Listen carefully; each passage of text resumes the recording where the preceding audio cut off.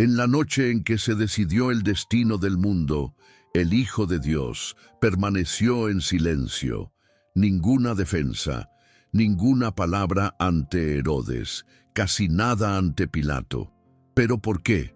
En este video descubrirás lo que se esconde detrás de uno de los gestos más misteriosos de la vida de Cristo, el silencio absoluto ante sus acusadores. Un silencio que cumple profecías, que desarma a los jueces y que revela un dominio divino que las palabras no podrían contener. Si alguna vez te has preguntado por qué, Dios a veces elige el silencio. Este video te abrirá los ojos a un nuevo nivel de entendimiento espiritual.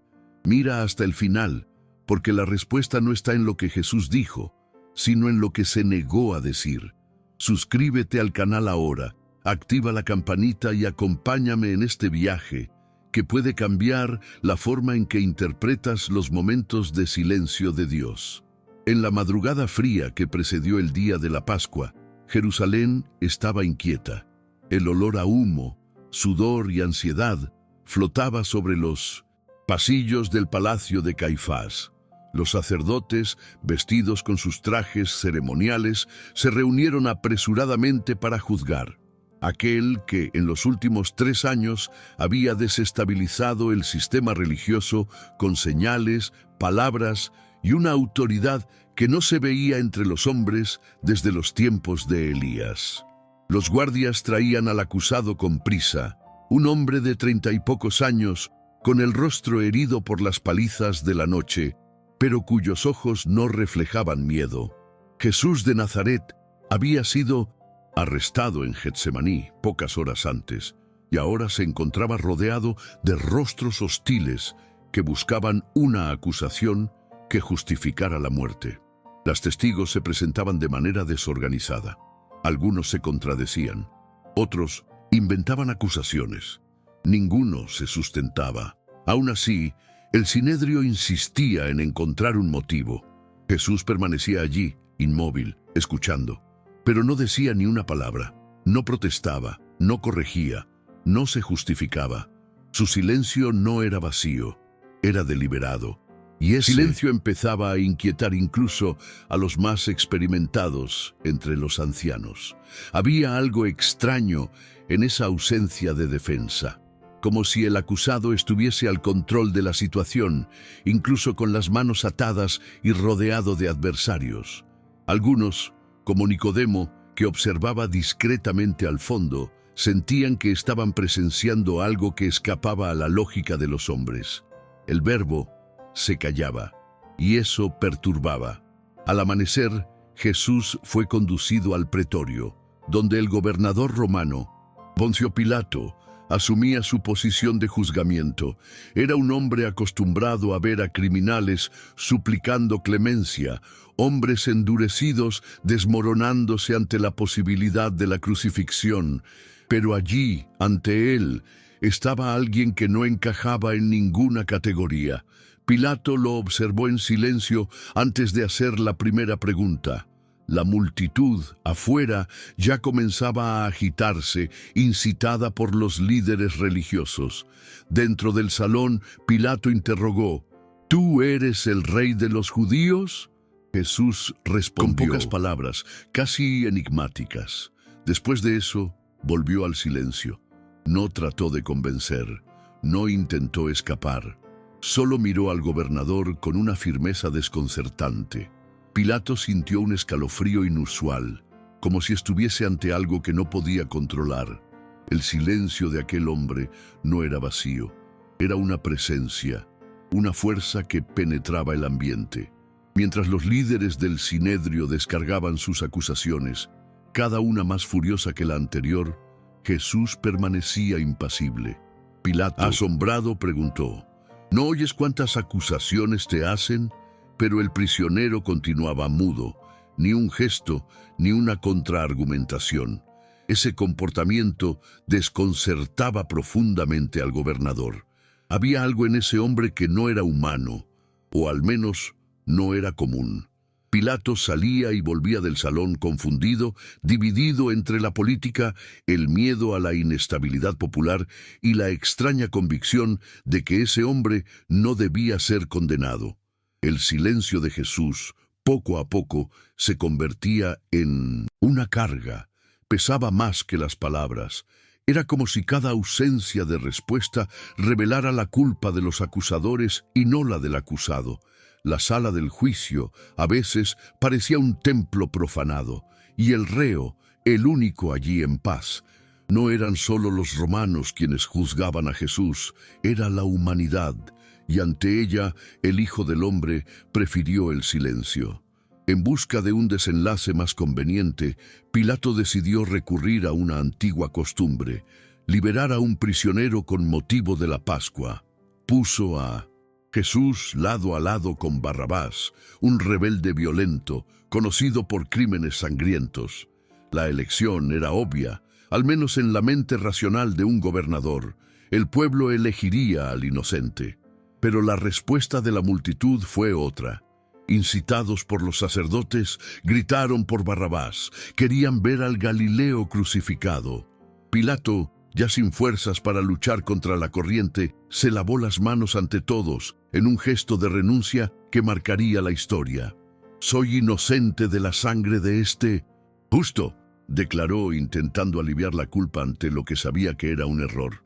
Y allí, bajo el cielo claro de la mañana, Jesús fue sentenciado a la cruz. No porque hablara, no porque se defendiera o atacara, sino porque se calló. Su silencio había expuesto la injusticia. Su silencio había revelado el corazón de los hombres. Y ahora, condenado, él salía del tribunal no como vencido, sino como alguien que, desde el principio, sabía exactamente lo que estaba haciendo. El trayecto hacia el Gólgota comenzó de inmediato. Soldados romanos, entrenados para la brutalidad, asumieron la tarea de escoltar al condenado por las estrechas calles de Jerusalén. La gente formaba corredores de curiosidad, desprecio y murmullo. Algunos escupían, otros se reían. Muchos simplemente observaban en silencio.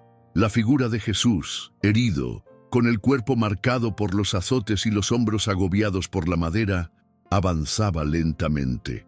Pero era su rostro lo que llamaba la atención.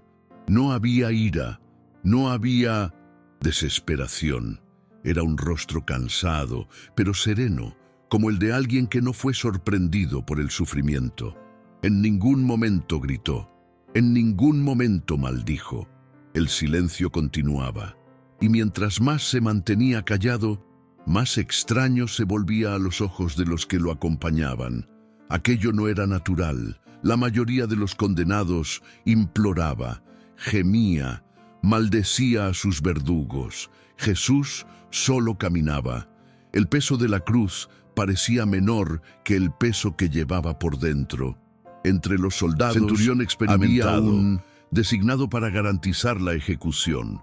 Ya había participado en muchas crucifixiones y conocía bien el comportamiento de los hombres ante la muerte. Pero ese prisionero no encajaba. Había en su postura una dignidad inusual. La ausencia de palabras parecía contener un tipo de autoridad que ningún azote había logrado arrancar. El centurión lo observaba con creciente curiosidad, tratando de entender quién era ese hombre. Con cada paso, algo se volvía más claro. Jesús no era simplemente otro condenado. Su silencio no era vacío, estaba lleno de una decisión, de un propósito, de un dominio que desafiaba toda lógica militar. Ni siquiera el peso de la cruz, ni el desprecio de la multitud, ni la brutalidad de los soldados lograban quebrar esa quietud. Era como si cada golpe contra él fuera absorbido por una fuerza invisible que lo mantenía firme y entregado. El centurión no comprendía, pero algo dentro de él ya sabía. Había algo profundamente errado en esa condena y profundamente cierto en ese silencio. Poco antes de la hora novena se partió un grito de la cruz, no de dolor o desesperación, sino de clamor. Eloi, Eloi, lama sabactani, palabras en arameo que resonaron sobre el monte, despertando a los que ya se dispersaban. Era la primera vez en horas que Jesús se pronunciaba con intensidad. Muchos, al oír, pensaron que clamaba por Elías, pero aquellos más cercanos entendieron el significado. Dios mío, ¿por qué me has desamparado? El silencio se rompió solo para revelar el peso de la soledad que atravesaba el espíritu del crucificado. No era un cuestionamiento de incredulidad, sino la revelación de un abismo invisible que se formaba entre el cielo y la tierra. En ese instante, Jesús llevaba el pecado del mundo, y su soledad era absoluta. El Verbo, que un día se había hecho carne, ahora experimentaba el abandono que los hombres conocían bien. Pero incluso en ese clamor no había acusación, era entrega. Y, tras ese momento, volvió al silencio, el último silencio, el más profundo de todos. Inmediatamente después, con voz débil murmuró: «Está consumado». Era el fin, no solo de la vida física, sino de la misión que lo había traído hasta allí. No quedaba nada más por decir. Las palabras ya habían cumplido su rol. Lo demás pertenecía al silencio.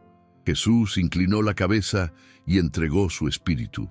El instante se marcó por una serie de señales que impactaron a la ciudad. El velo del templo se rasgó de arriba a abajo. La tierra tembló y muchos se postraron de rodillas ante lo que acababan de presenciar. El centurión, aún con la mirada fija en el cuerpo colgado de la cruz, finalmente habló, como si todo el tiempo hubiera esperado para decir eso. Verdaderamente, este hombre era el Hijo de Dios. Ya no había dudas. El silencio había hablado al corazón, a la conciencia, a la historia, no mediante discursos inflamados, sino a través de una ausencia que lo llenaba todo. Y quien estuvo allí jamás olvidaría. Ese día, ese silencio, esa cruz, cambiaron todo para siempre. El cuerpo fue retirado de la cruz con cuidado, envuelto por manos silenciosas, manos que antes temían ser vistas, pero que ahora no podían permanecer distantes. José de Arimatea, miembro del Sinedrio, pero hombre de conciencia íntegra, había pedido a Pilato el cuerpo de Jesús. Recibió autorización. Nicodemo, aquel mismo que en una ocasión había buscado a Jesús en la noche para entender sus enseñanzas, ahora se unía a él. Ninguno de ellos decía mucho. El silencio, de cierto modo, seguía flotando sobre todos. Al envolver el cuerpo con lienzos limpios y aromas preparados a toda prisa, no había cantos ni lamentos alzados, solo una reverencia contenida, casi ritual. Ese cuerpo, aunque muerto, aún transmitía una presencia extraña, pesada, llena de significado. Era como si el silencio que lo envolvió en vida aún se hiciese oír, imponiendo respeto incluso en la muerte. No lo comprendían del todo, pero sabían. No estaban simplemente sepultando a un maestro, estaban cerrando un capítulo que no se repetiría en la historia humana. La tumba fue sellada con una pesada piedra y soldados fueron posicionados a la entrada por orden de los sacerdotes. Temían que los discípulos robaran el cuerpo y alegaran resurrección. Pero los seguidores de Jesús estaban dispersos, atónitos, ocultos. Su ausencia era un vacío difícil de soportar. Acostumbrados a su voz, a sus parábolas, a la manera en que miraba a las personas, ahora se enfrentaban a un silencio total. Él ya no estaba entre ellos. Las promesas aún resonaban en la memoria, pero la realidad era dura. El silencio tras la cruz parecía definitivo. Cada uno llevaba dentro de sí una pregunta sin respuesta. ¿Habría terminado realmente allí? ¿El Mesías, el Hijo del Dios vivo, había muerto como un cualquiera? Y en caso afirmativo, ¿por qué lo permitió? ¿Por qué no respondió? No reaccionó, no escapó. Esos pensamientos no se decían en voz alta, se esparcían entre los discípulos como un velo de sombra. El silencio que había comenzado en el juicio ahora se extendía como un luto sobre todos, pero nadie allí sabía Aún no sabían que ese silencio no era el final. Era solo la preparación para algo que cambiaría el mundo entero. En las horas siguientes al entierro, la ciudad parecía haber retomado su ritmo habitual. Los peregrinos hablaban del feriado, los comerciantes reabrían sus tiendas y los sacerdotes retomaban sus rituales con aires de victoria. Pero había una extrañeza en el ambiente. Los recientes acontecimientos estaban demasiado frescos para ser ignorados. Había quienes comentaban sobre el terremoto, sobre la oscuridad a mediodía, sobre el velo del templo que, inexplicablemente, se había rasgado. Otros recordaban al prisionero que nada dijo, esa mirada que perturbó al gobernador romano y silenció al rey de la Galilea. Incluso entre quienes se burlaban de él, crecía el desconcierto. Era como si el silencio de ese hombre, incluso tras la muerte, aún hablara. Las calles de Jerusalén resonaban más que palabras, resonaban dudas. Y, en el corazón de algunos, comenzaba a nacer el temor de que, tal vez, ese crucificado fuera, de hecho, quien decía ser. Entre los soldados destinados a custodiar la tumba, el ambiente era tenso. Hombres rudos, acostumbrados a cumplir órdenes sin cuestionar, ahora murmuraban entre sí acerca de lo que habían presenciado.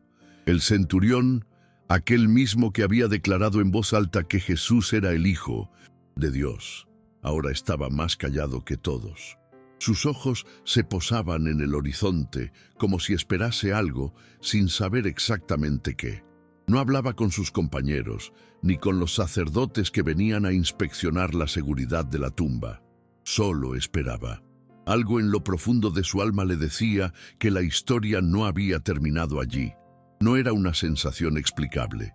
Era como si el silencio de ese crucificado estuviese a punto de romperse de forma irreversible. Como si aquel que no se defendió ante los hombres ahora estuviese al borde de responder a la eternidad. El silencio que había desconcertado a jueces, gobernantes y soldados ahora pesaba sobre la tumba sellada, pero ese peso ya no era opresivo, era la tensión de una espera. En la madrugada del tercer día, las primeras luces aún no habían asomado en el cielo cuando sucedió algo. Los soldados ante la tumba, entrenados para soportar la guerra, fueron tomados por un terror que jamás habían sentido en el campo de batalla. Un temblor sacudió el suelo con repentina intensidad, y una luz, como un relámpago constante, envolvió la entrada de la sepultura. La piedra fue retirada no por manos humanas, sino por un poder que no podían nombrar. No se desenvainó ninguna espada. No se dio ninguna orden. Los guardias, paralizados por el miedo, cayeron al suelo como hombres sin fuerzas. Y allí, ante una tumba ahora vacía, el silencio fue roto, pero no con palabras, no con discursos. La tumba, por sí sola, hablaba. Estaba vacía. Y ese vacío era más elocuente que cualquier frase. El cuerpo ya no estaba allí, y nadie, absolutamente nadie, lo había tocado. Las autoridades intentaron encubrir lo sucedido.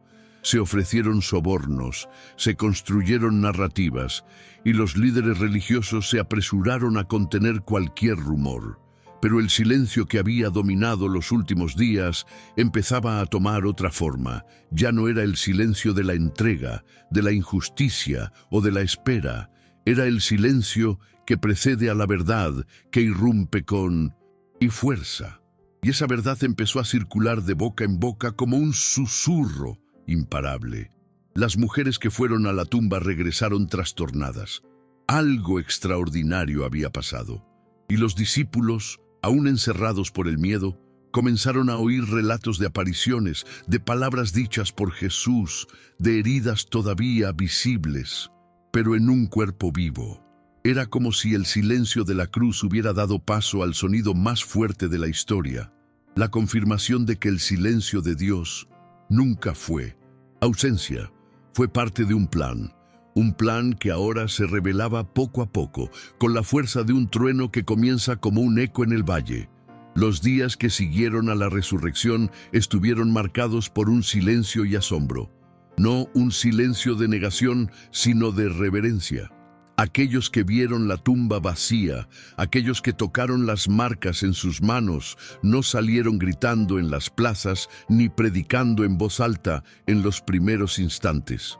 Hubo una pausa, un intervalo sagrado, como si los ojos aún se estuvieran adaptando a la luz que ahora lo iluminaba todo. La presencia de Jesús resucitado no era un espectáculo. Era una revelación que exigía silencio para ser asimilada.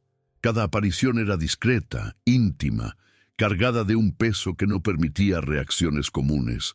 Nadie se atrevía a banalizar lo que presenciaba, porque más que demostrar que venció a la muerte, aquellas manifestaciones explicaban algo que nadie había entendido por completo. El silencio de antes había sido necesario. Había formado parte del poder, del dominio, de la obediencia absoluta. Pedro, aquel que antaño prometió fidelidad y falló en el patio del sumo sacerdote, ahora vagaba en silencio por las callejuelas de Jerusalén. Sus ojos estaban hundidos, marcados por la culpa y por el recuerdo de la mirada que Jesús le lanzó tras la negación. Ninguna palabra fue dicha en ese intercambio de miradas, pero fue suficiente. El silencio entre ellos en ese instante fue más duro que cualquier reprimenda. Después de la resurrección, Pedro recordaba ese momento con claridad.